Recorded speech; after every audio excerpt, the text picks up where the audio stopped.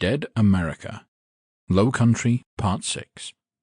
Written by Derek Slaton. Narrated by Aaron Smith.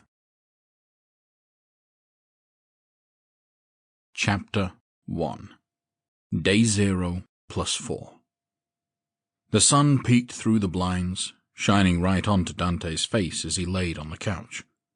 His first instinct was to pull the covers over his head and roll over, but he quickly succumbed to the inevitability of being awake. He sat up slightly, looking around the empty room. Ever since they'd cleared out the house across the street, there was a lot more room to move about. No more cramped sleeping quarters, no more piles of sleeping bodies, although there weren't quite enough beds to go around yet. As he lamented the discomfort of the couch, he took pause and pressed his palm to his head. Be thankful you have this, he thought to himself. Grace could be sleeping on a whole lot worse. He took a deep breath, not wanting to imagine the horrors she could be going through. She might not even be sleeping at all. She's a tough girl, he thought firmly, shutting down that thought process. She'll be okay. The sound of coffee mugs clanking together perked him up, and he sat up. He slipped off of the couch and approached the kitchen, peeking in to see Lily standing in front of the coffee maker, tapping her foot impatiently. The little appliance seemed to be struggling, pumping out a tiny trickle of the black gold. She grunted in frustration as the machine sputtered. "Having some issues this morning?"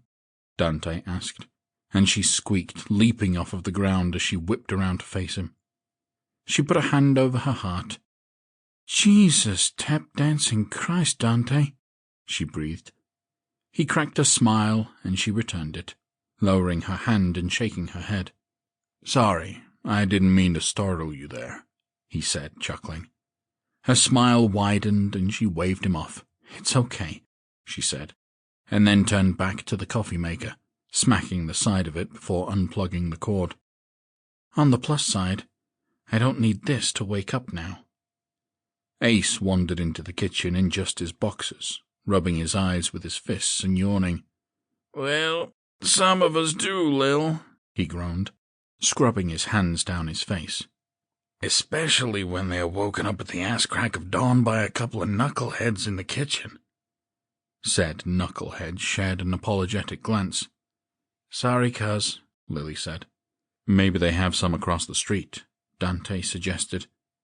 Ace ran his hands through his hair. "Well, why don't you all go check?" he said. Sample complete. Ready to continue?